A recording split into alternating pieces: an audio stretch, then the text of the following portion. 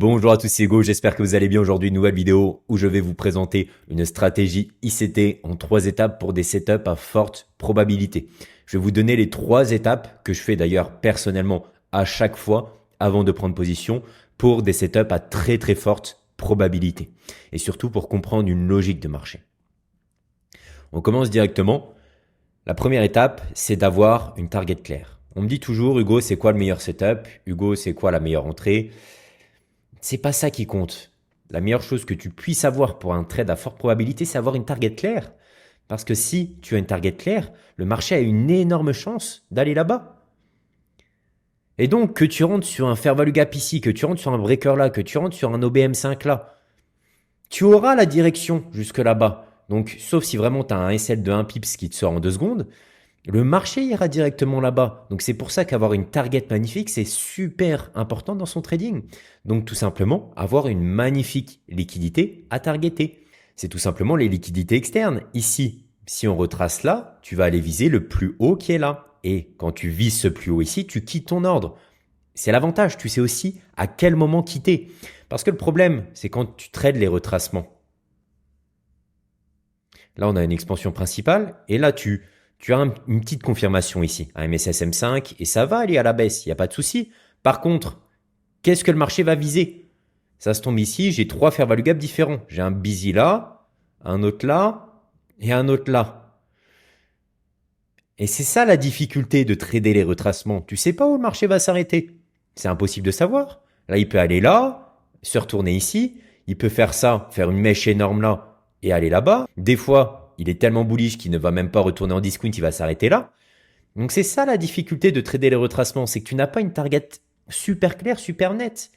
Alors que si tu trades les liquidités externes et donc tout simplement les continuations, hein, si tu trades les continuations, je vais te montrer ce qui va se passer. Hop, ici, tu rejoins un point clé, tu commences à avoir tes confirmes, tes MSS, etc. Est-ce que tu as une question sur la prochaine target? Jusqu'où ça va aller? Absolument pas. Tu sais à 10 millions de pourcents que ça va aller ici. Tu vois? Ça peut monter, bien sûr. Mais toi, ton but, c'est tout simplement que le marché vienne ici et c'est tout, tu fais TP. S'il continue, c'est pas grave, tu auras au moins fait tes profits. Mais en plus, on sait que derrière les liquidités à chaque fois ici, il y a des forts risques de retournement. Mais tu vois, tu as un seul et unique objectif. C'est pas comme quand on était là, où tu en as un ici, est-ce qu'il va toucher l'OB qui est ici, au final, en deep discount? Au final, est-ce qu'il va pas partir directement là? C'est 1 million de questions. Et j'ai envie de te dire une chose, le trading est déjà assez compliqué. Si tu te rajoutes plein de questions, ça ne va pas le faire. Tout doit être limpide, tout doit être simple. Là, on vient retracer dans un fair value gap par exemple. J'ai un MSS, j'ai mon breaker, j'ai tout. Est-ce que c'est pas super simple de juste se dire, bah tiens, tout logiquement, le marché il va aller là-bas, j'ai une seule et unique target, et qui continue ou non, moi j'aurais fait mon TP, j'aurais fait mes profits, merci, au revoir, je reviens le lendemain. On se simplifie le travail. Le trading, c'est déjà assez compliqué. Si en plus on se rajoute des questions sur où est-ce que le marché doit aller, comment il doit y aller, si ça ne va pas le faire. Donc, tu l'auras compris, au final, c'est quasiment le concept de IRL to ERL, hein, Internal Range Liquidity to External. Donc, qui veut dire tout simplement, ici, tu trades les fair value gap pour aller chercher les liquidités externes.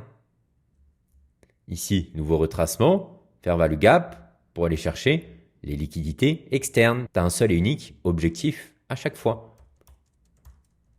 Donc IRL, liquidité interne. Donc fair value gap. Hein. Pour ERL, liquidité externe.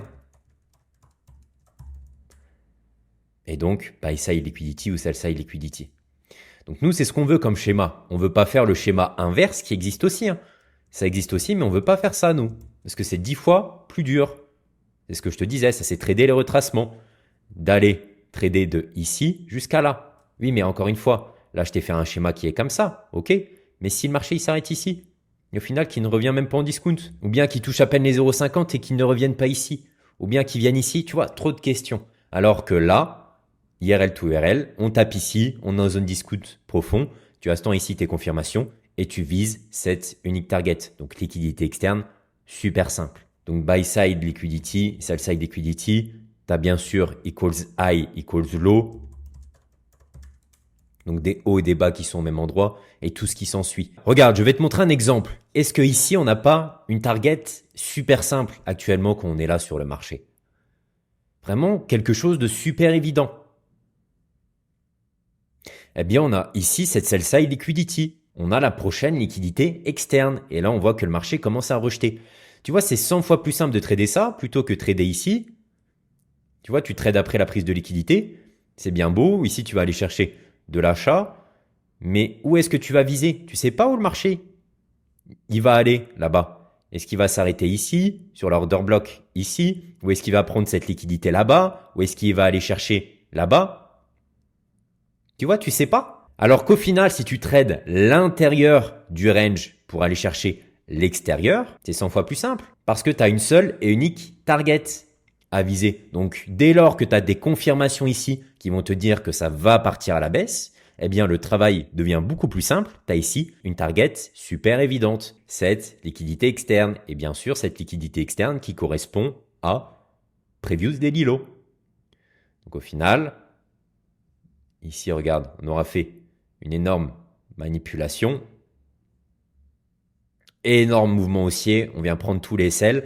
Comment savoir que c'est une manipulation? Eh bien, derrière, regarde tout simplement cette énorme distribution qui nous indique ici qu'au final, ce fort mouvement haussier a juste amené de la liquidité supplémentaire sur le marché, induire tous les acheteurs en erreur. Ici, on rejoint niveau clé.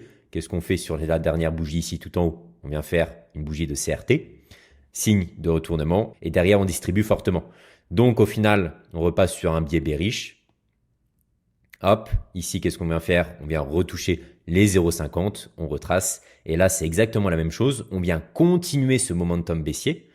Ici, on va tout de même attendre nos confirmations qu'on va partir à la baisse. Et on va chercher donc simplement une liquidité externe. Et regarde, justement, ce que je te montre ici, c'est comme ça que je suis rentré en trade. Donc, je te l'ai partagé dans mon Telegram le 22 avril. C'est exactement le trade que j'ai pris. Pourquoi? Parce que ici, j'avais identifié une target super claire. J'avais mon point où le marché ici venait retracer en IRL dans le gap H4. Ici, on retrace, on rejoint ma zone clé. J'ai une target super claire. Et là, j'ai donc attendu mes confirmations low time frame dans mon niveau clé pour donc prendre ici de la baisse. OK? Donc, on est venu tout simplement ici retracer dans ce gap. Et on aura fait, comme tu le vois, IRL to URL. Est-ce que j'ai une target super claire? Bien sûr, la sell side liquidity. Donc, bien sûr, après, qu'est-ce que tu dois faire, toi, comme travail? Eh bien, c'est jouer avec les kill zones, jouer avec tes confirmations low time frame. Ici, comme je te l'ai noté, qu'est-ce que j'avais vu? Donc, déjà, j'avais un biais sur le dollar haussier. Donc, si j'ai un biais sur le dollar haussier, euro USD, je le veux absolument à la baisse. J'ai mon niveau H4 baissier sur euro. London qui va à la hausse faire de la manip toucher ce niveau. Les bas Asia qui sont intacts. Donc, qu'est-ce qu'on aura fait au final sur cette journée? Eh bien, regarde, Asia qui consolide un peu. London qui vient manipuler ici à la hausse, rejoindre mon niveau clé. Et qu'est-ce que vient faire tout simplement New York? Il vient à la baisse, ici, aller chercher les bas de la session asiatique et aller chercher la target principale de la journée, Previous Daily Low. Car comme tu le sais, chaque jour, on va aller chercher soit le haut du jour précédent, soit le bas du jour précédent. Et là, tu t'en doutes. Quelles sont les probabilités ici, une fois qu'on touche notre niveau clé baissier? On est clairement sur un momentum baissier. On va aller chercher ici cette liquidité externe. Donc, il est très important ici d'avoir une liquidité et surtout une target claire. Tu vois, je quitte pas n'importe où. Je quitte pas là. Je quitte pas là sur le busy ou quoi que ce soit. Je vais aller chercher ma liquidité externe. C'est super clair. J'aurais juste une chose à faire. Moi, c'est de prendre ici, là-dedans, position pour aller chercher cette target. Et ensuite, la deuxième chose très précise que je veux te donner, c'est de savoir timer le marché. Comprendre pourquoi il veut aller là-bas et surtout à quel moment. Bien sûr, il y a les kill zones, mais il n'y a pas que ça. Regarde ce qu'on a fait ici sur cette semaine, par exemple. Et ça m'a conforté sur mon biais. Donc, je vais t'enlever tout ça et je vais te laisser uniquement que cette ligne du weekly open. Ça s'appelle aussi timer le marché, comprendre pourquoi il fait ce mouvement et donc te conforter dans une seule et unique direction. Regarde, qu'est-ce qu'on fait lundi, ici, là? Lundi, on va fortement à la hausse. On va fortement à la hausse faire quoi? Eh bien, ici, regarde, on vient tout simplement retracer dans notre fair value gap baissier. Rappelle-toi ici, grosse manipulation. pour aller prendre tous les SL. Si je me mets en plus ici en daily, qu'est-ce qu'on voit? On voit qu'on est sur une énorme prise de liquidité. Ici, énorme bougie baissière qui te montre qu'une seule chose, et c'est impossible d'acheter contre ça. Tu ne peux pas acheter contre une bougie comme ça qui liquide autant de liquidités. Ici, on vient vraiment laver toutes les liquidités possibles. Là, on prend même le haut du jour précédent. Là, tu te dis qu'une chose, sur une bougie comme ça, je veux uniquement un biais bearish. Eh bien, qu'est-ce que vient faire le marché justement? Regarde. Hop. Ici, on ouvre la nouvelle semaine. Et qu'est-ce qu'il vient faire? Il vient retracer d'ici dans son niveau clé bearish. Pour ensuite délivrer dans le biais principal à la baisse. Tu vois, timer le marché, ce n'est pas uniquement une question de kill zone, c'est comprendre le pourquoi du comment sur l'agissement de la semaine, du mois, etc. Donc là, au final, tu l'auras compris. Qu'est-ce qu'on aura fait? Si tu es nouveau sur ma chaîne, eh bien, c'est des choses qui arrivent très souvent, et même quasiment tout le temps. Lundi, manipulation. Mardi, plus haut de la semaine, pour ensuite délivrer dans le sens du biais principal. Donc lundi aura été uniquement de la manipulation pour induire ici les acheteurs en erreur, revenir dans notre niveau clé, revenir, tu t'en doutes, ici regarde au millimètre, au 0,50, toutes les bases du marché, je reviens dans mon niveau clé, je retrace en zone premium pour inviter de nouveaux acteurs et je pars à la baisse. Parce que mon biais est bearish. Donc lundi, manipulation et mardi, plus haut de la semaine. Quelque chose qui se passe vraiment quasiment tout le temps. Donc moi, le lundi, quand je vois le marché partir fortement à la hausse là, j'ai beaucoup de membres ou même des gens qui me disent « Hugo, on est bullish, on repart bullish sur euro ». Non, je n'oublie pas tout ce qui s'est passé avant ici. Je n'oublie pas qu'on vient d'ouvrir la nouvelle semaine. Je ne me mets pas du sens haussier. Et bien au contraire, une fois qu'on atteint ici mes zones clés, je vais aller chercher de la baisse. Et donc moi, j'ai pris 2 trades cette semaine, comme je vous l'ai dit dans mon groupe. Un intra, c'était celui-ci, et un swing où j'ai pris tout simplement une vente ici dans mon niveau clé. Mon niveau clé H4. Un petit swing où je me suis même pas embêté. Je me place comme ça, j'ai ma narrative et je vais aller chercher de la baisse. Et au final, regarde ici comment on clôture la semaine et tu vas comprendre ce qui s'est exactement passé. Tu vas vraiment comprendre tout. Si je te fais ça, ici on a l'ouverture, hein. Ici là, qu'est-ce qui s'est passé? Ici, on a fait le plus bas de la semaine et là, on a fait ça. Eh bien, c'est tout simplement ce qu'on appelle une bougie open high, low close, une bougie baissière. Si je vais sur le weekly, tu vas voir ce qui s'est passé. Donc là, qu'est-ce qu'on a fait? On a ouvert ici, on a allé ici tout en haut, manipulation. Enfin, on va créer ici le bas de la mèche et on clôture ici. Donc, on est sur une semaine baissière. Et donc là, une fois qu'on a fait la manip ici, tu peux te conforter dans ton biais qu'on va partir à la baisse. Et là, tu t'en doutes aussi, hein, lorsque j'ai pris position là, c'est pareil. Pour moi, ici, le plus haut de la semaine a été établi. Mardi, plus haut de la semaine, et on continue ici de la baisse. Donc, raison, encore plus en intraday, d'aller chercher ici cette liquidité externe. Tu comprends? Donc là, j'ai timé le marché par rapport à ce qu'on appelle le profil weekly. J'en ai déjà parlé sur ma chaîne YouTube plein de fois. C'est tout simplement savoir où va aller le marché en fonction de son ouverture, en fonction des manips qu'il fait, en fonction surtout du weekly open. Tu peux faire ça avec le monthly et tout. Et bien sûr, où est-ce que j'ai pris position moi? Eh bien, tu l'auras compris, mais ça, je ne veux même pas le répéter. C'est donc sur ma kill zone. Donc, une fois qu'on touche mes niveaux clés, je rentre ici dans ma kill zone pour aller chercher derrière, eh bien, tout simplement, un fort displacement, tu vois. C'est pas des mouvements qui prennent du temps. Là, on est sur des mouvements très rapides. Je vais te mettre ici les kill zones.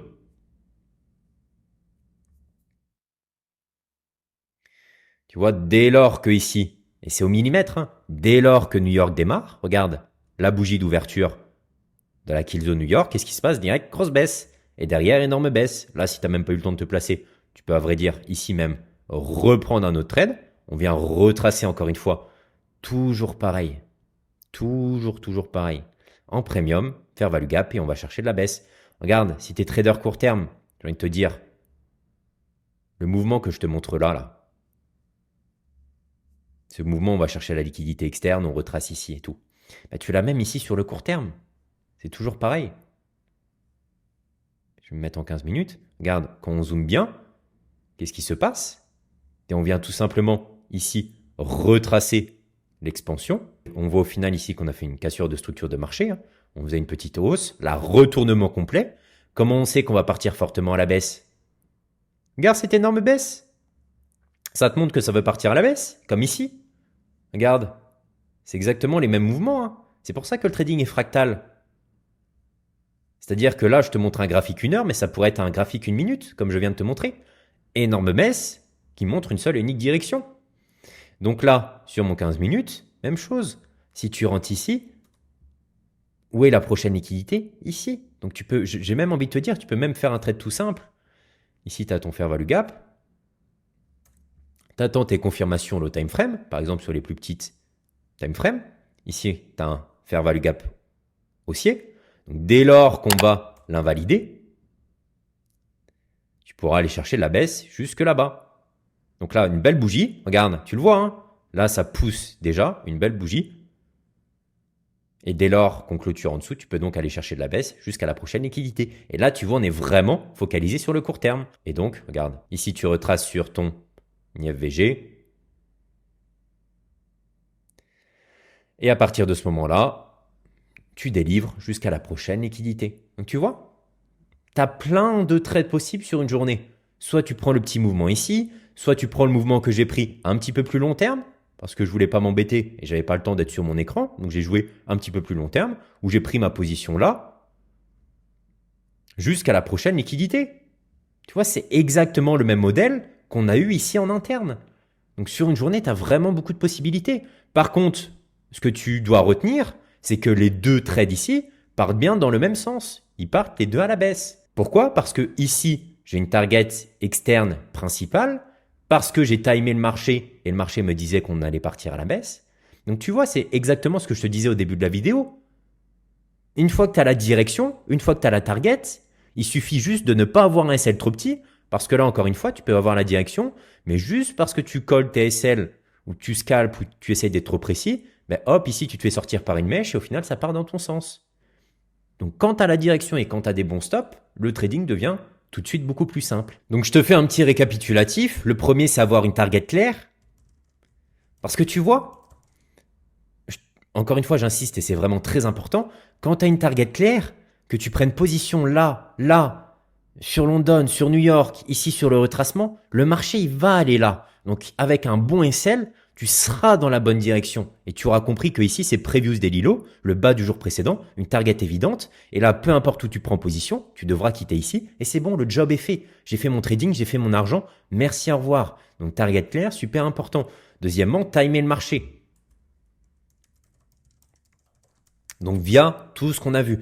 Et troisièmement, ça c'est un plan de trading que je te donne là. Je vois beaucoup de personnes avec des plans de trading de 15 points, vraiment avec 6 à ça, 4 heures englobantes, 1 heure CISD, 5 minutes breaker, 1 minute unicorn.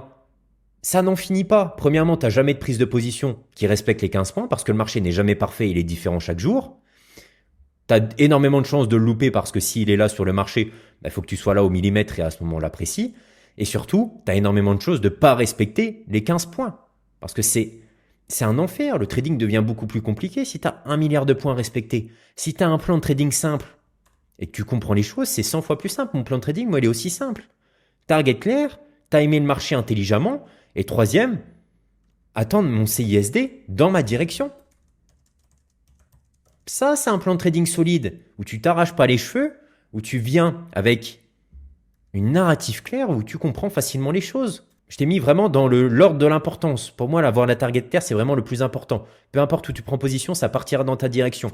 Deuxièmement, il faut le timer aussi le marché au bon moment et comprendre le pourquoi du comment. Parce que tu peux rentrer ici alors qu'on est complètement hors kill zone et au final, on vient toucher notre point clé en kill zone et on part à la baisse. Donc des risques de SL. Le dernier, là, si tu as déjà les deux là, avec un bon SL, tu seras bon. Mais là, bien sûr, attendre un CISD dans ma direction, c'est vraiment la cerise sur le gâteau qui confirmera que vraiment, on part dans cette direction. Donc regarde, ici, est-ce que j'avais un CISD? Bah oui, je te l'ai montré. Un CISD, qu'est-ce que c'est? C'est un changement d'état de délivrement du prix.